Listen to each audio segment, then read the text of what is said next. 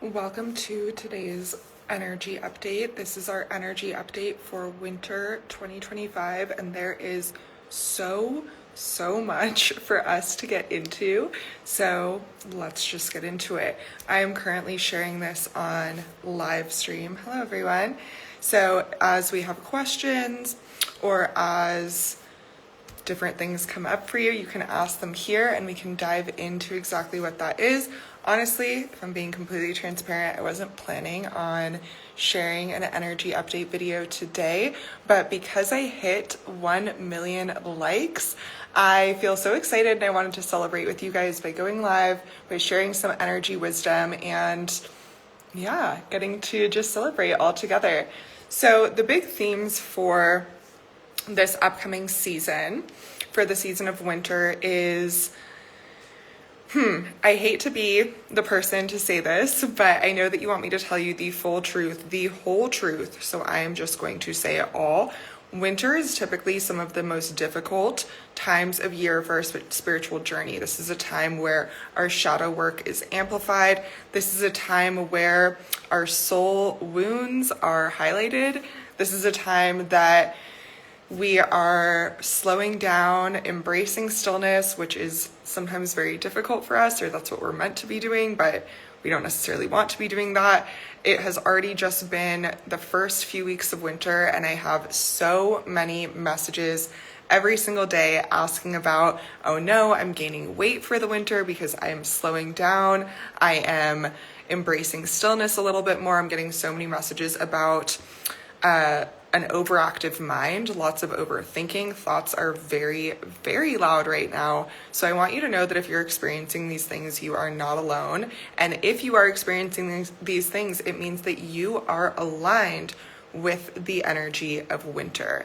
Winter is a season that we all know so well, right? But have we ever really been taught about what the ancient wisdom of winter really is? And when we can tune into this ancient wisdom, that's when we can actually reset our energy and align our energy with the best feelings and the best version of us. Winter is all about being pulled back so that you can launch forward.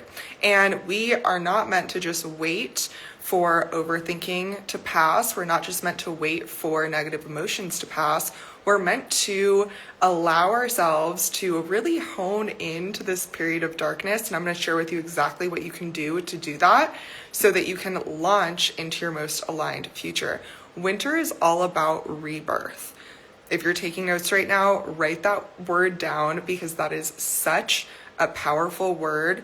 The word rebirth is all about death and renewal. And we have to let go of some aspects of ourselves, some habits, some mindsets, some old identities in order to step into our highest alignment moving forward. So winter calls us to really tap into that shadow work. And I know that so many people hate shadow work. I totally get it. Shadow work is not the fun thing to do, but I'm going to explain to you exactly how you can think about shadow work in a way that's actually empowering for you. So shadow work is not actually going and looking for your own darkness or looking for your own shadows.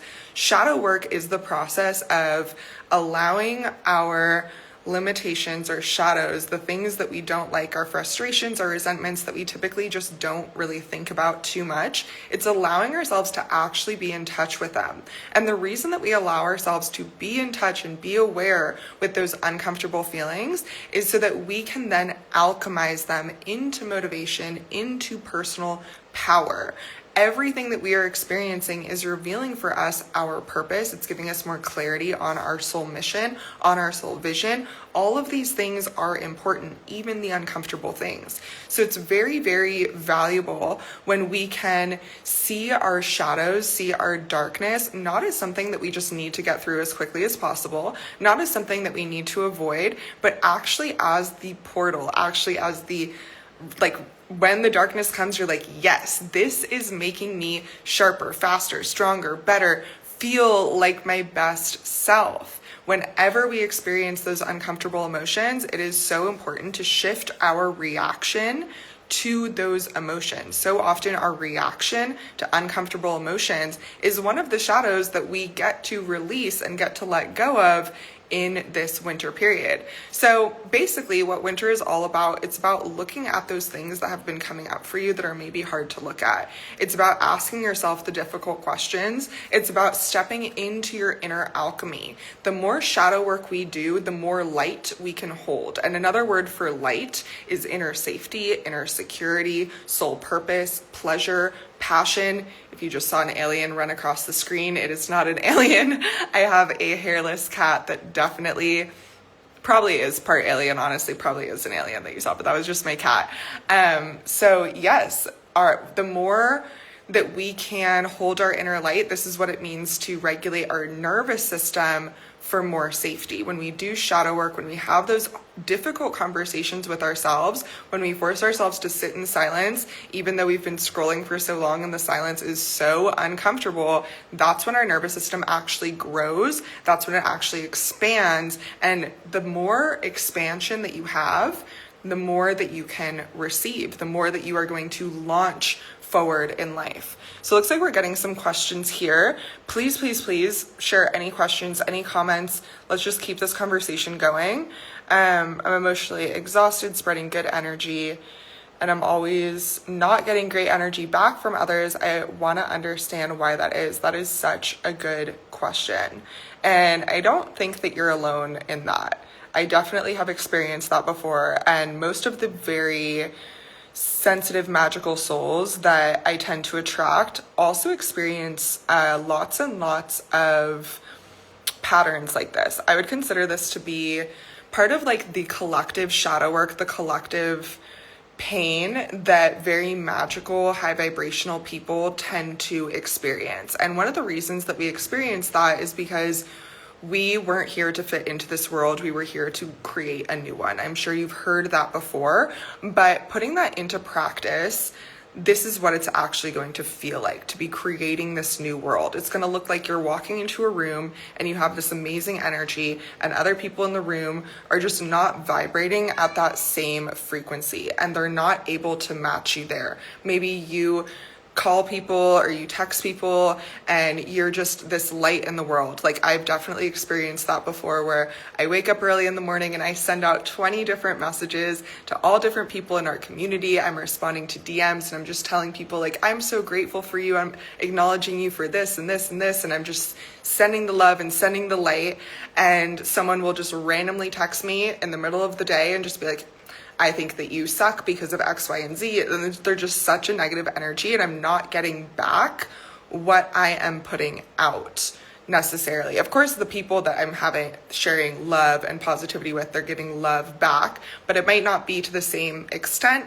And I still might get those negative messages and it still might be very, very hard.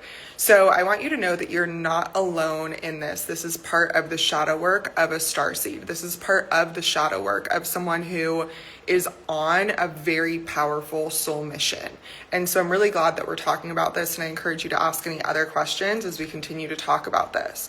So when you are sharing your energy with the world, of course, reciprocity, yeah, we got that. Reciprocity is absolutely incredible. It's so nice when other people smile back at you, but it's also very important to remember why we are sharing our beautiful, good energy with the world.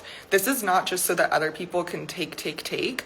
This is so that we can give, because it feels better to be your most aligned self, to be in a good energy, to smile at people, even if they scowl, growl, what's the word? Comment below if you know what word I'm thinking of.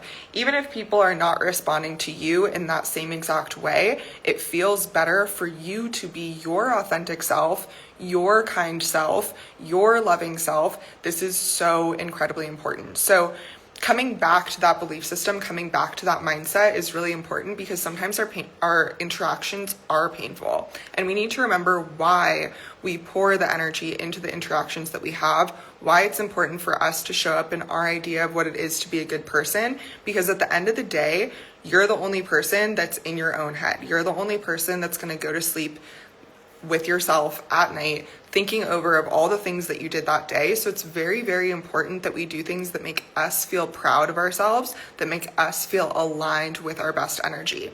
Now, the second part of this question is about how to not feel bad, right? When we're spreading good energy and not great energy is coming back, we can tend to feel bad. And this is where energy protection comes in. I know that sometimes when we talk about energy protection, people can start thinking about rituals, cord cutting, and all of those things are absolutely incredible. I love them. I use them very frequently, all the time. But another component of energy protection is boundaries. And this is another thing that people tend to get wrong.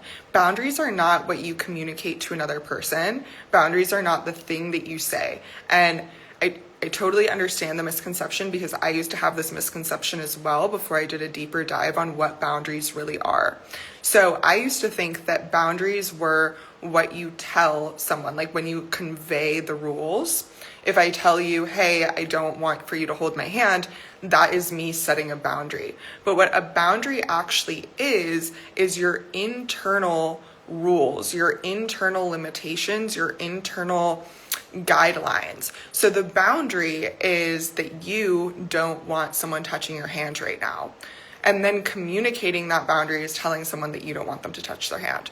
So I know I'm giving a really long-winded answer here, but what I'm really talking about is that we get to create internal boundaries, and we don't even have to focus on communicating with them, because when you are so deeply aligned with your internal boundaries, and when you are like, you know, your internal boundaries like the back of your hand, and they are just so solid for you and you're so confident in them, then you don't find yourself feeling pain in social interactions nearly as often, because you have those boundaries of the things that you like to talk about, the things that you won't talk about. And there's all different sorts of boundaries that we can develop as we have these social interactions and learn about the things that we like to share versus don't like to share. But oftentimes it is completely okay.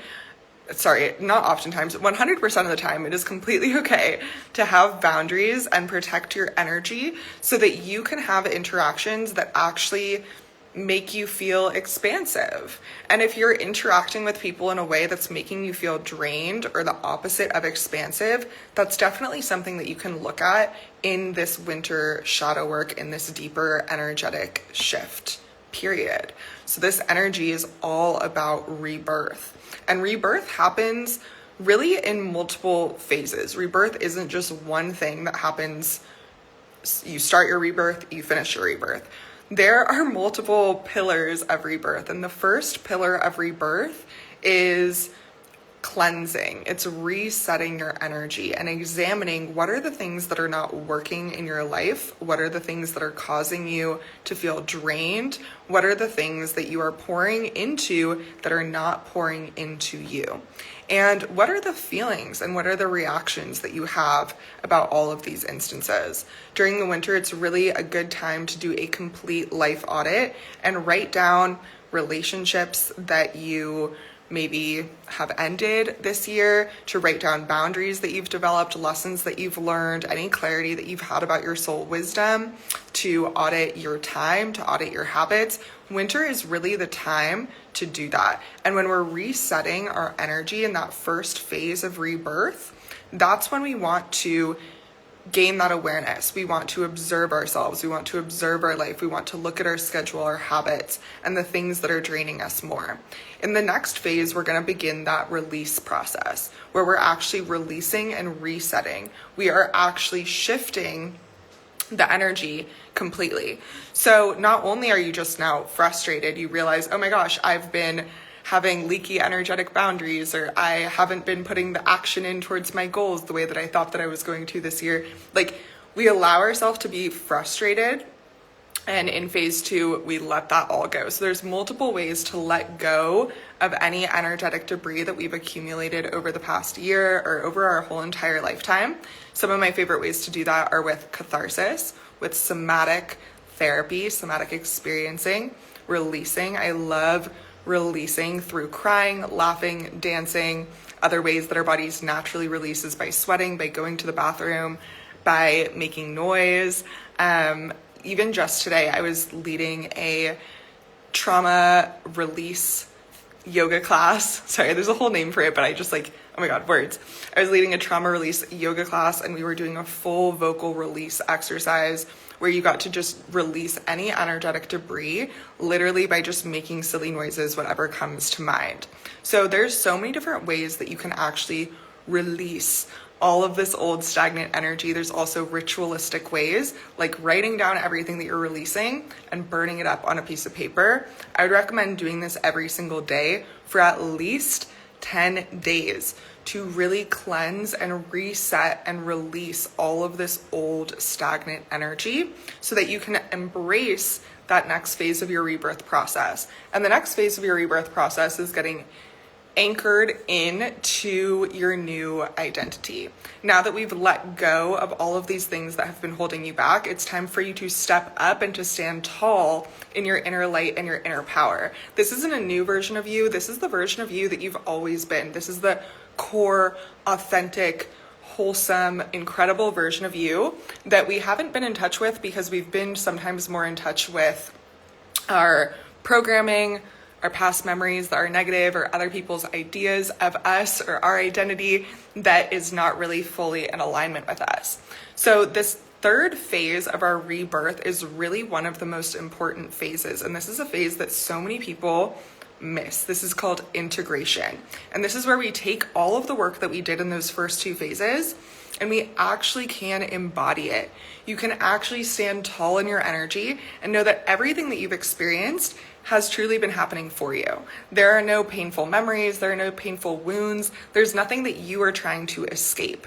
And so often people come to me and they say that they just want to be able to feel safe within themselves. You want to be able to just sit down and daydream, right? Without ruminating about negative thoughts, without going into overthinking, without thinking about this thing that your mom said to you about your body 4 summers ago, or whatever it could possibly be, whatever it is.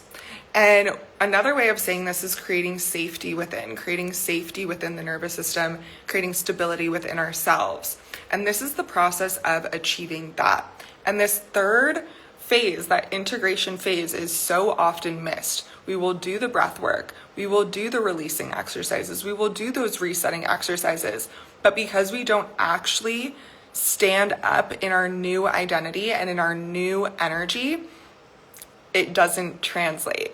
And when we don't do that third pillar, that third phase, we miss out on all of the magnetism that we've created in those first 2 pillars.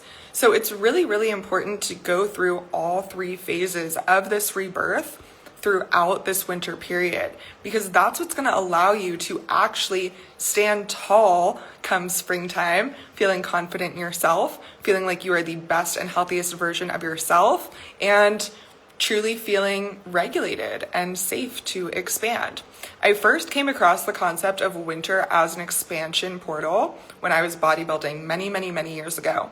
And one of the things in bodybuilding that people would often do is they would bulk in the winter, which means that you gain a lot of weight or fat over your muscles. And the muscle definition is not nearly there as much. And one of the concepts that we used to use in bodybuilding is, over this winter, I'm going to be gaining. I'm going to be getting fluffy. I'm going to be getting big. And then come spring, I'm going to chisel it all down, and you're going to see this completely new level of athleticism, of conditioning. And I wouldn't have been able to get there if I didn't go through that difficult period of, for bodybuilders, gaining weight is probably like a very difficult period because so much of bodybuilding is all about being as lean as possible. So for bodybuilders, that is the shadow work, right? Gaining so much weight, doing the complete opposite of what you think that you should be doing in order to get further to where you are. So you're here and you're going this way so that you can leap all the way over here. And this is what it is to do a quantum leap. Quantum leaping is so powerful. We've been talking about it so much lately inside of our Temple of Earth Wisdom app, and so many people are having such huge quantum leaping breakthroughs. It is really exciting. So if you want to learn more about how you can quantum leap, you can check it out over there.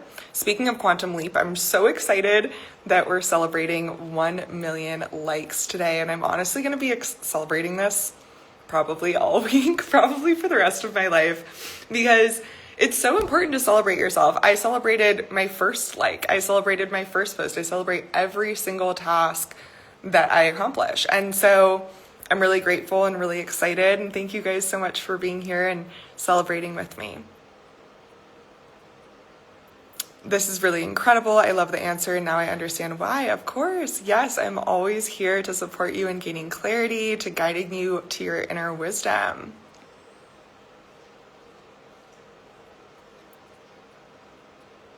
When you said we don't fit in creating a new world, I do feel like that. I do feel like I don't fit in, to be honest. Yes.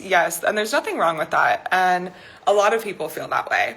This is one of the signs that you are a unique soul, that you are a starseed, a truth seeker, a soul wanderer, a consciousness explorer, whatever word that you want to use for yourself. There's a select number of people on this planet that just naturally are drawn towards these things, are naturally curious about ancient history, mythology, becoming the best versions of themselves, that are naturally more open-minded, that naturally see the value of being kind to other people. Like, that's wild. Not everyone on this planet sees the value in being kind to other people. So yeah, if you have those values, it means that you are on what I would call like a soul train. Your soul is part of a certain, right? Like when you're on a certain train car, you're in that train car with another group of people that are all kind of headed to the same direction. And I noticed that being someone who's been on this soul train for so many years, I often attract people that are also on that soul train, whether they know it or not.